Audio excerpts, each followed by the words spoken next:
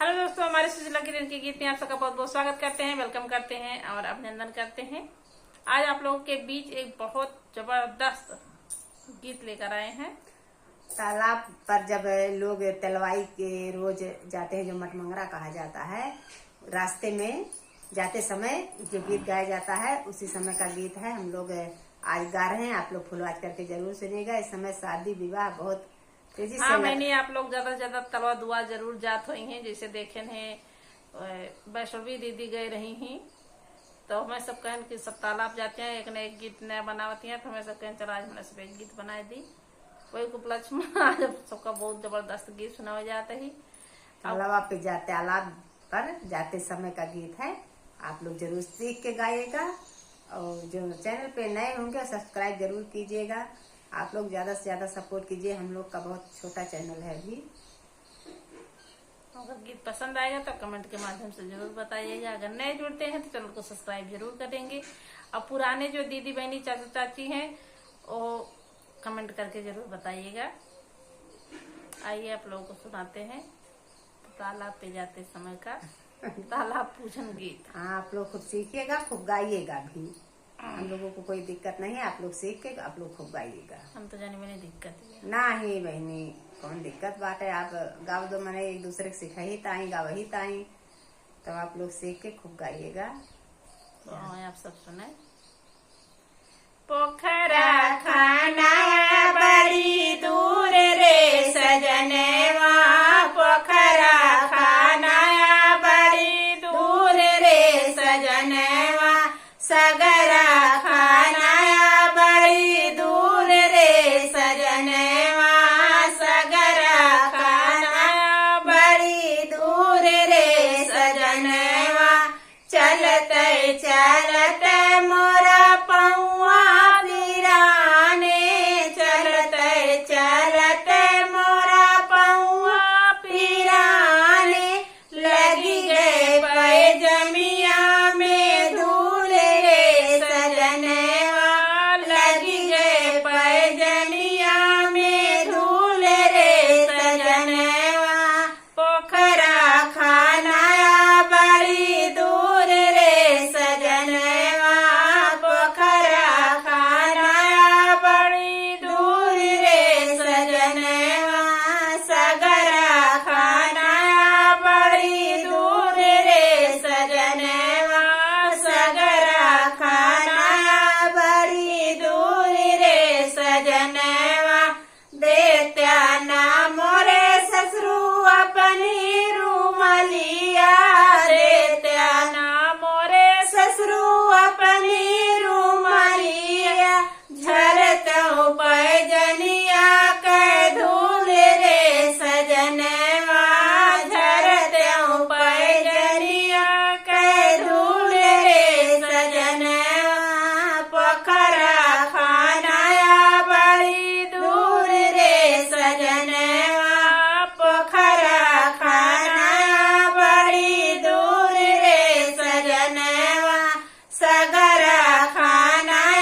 बड़ी दूर रे सजनवा, सगरा खाना बड़ी दूर रे सजनवा, चलते चलते मोरा पौआ पिराने, चलते चलते मोरा पौआ पिराने, लगी गए पैजनिया में धूल रे सजनवा, लगी गए पैजनिया में धूल रे सजनवा, सगरा खाना बड़ी दूर रे सजनवा, सगरा खाना बड़ी दूर रे सजनवा, पोखरा खाना बड़ी दूर रे सजनवा, पोखरा खाना बड़ी दूर रे सजनवा, देत्या ना मोरे जेठऊ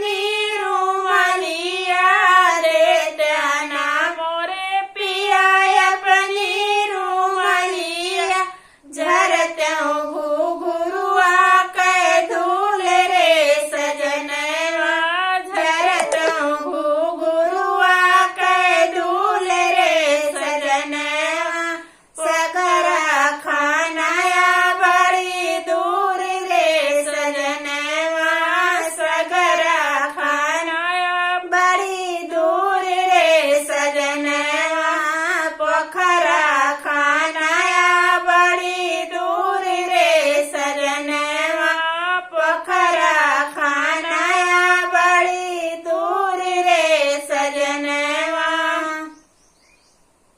हेलो साथी, तालाब जाते समय का गीत आप लोगों को जैसा लगेगा कमेंट बॉक्स में जरूर बताना। फुल बात करके सुनिएगा, गीत बहुत अच्छा है। आप लोग ज्यादा से ज्यादा सपोर्ट कीजिएगा। फिर मिलेंगे आपको अगले गाने में, तब तक के लिए धन्यवाद।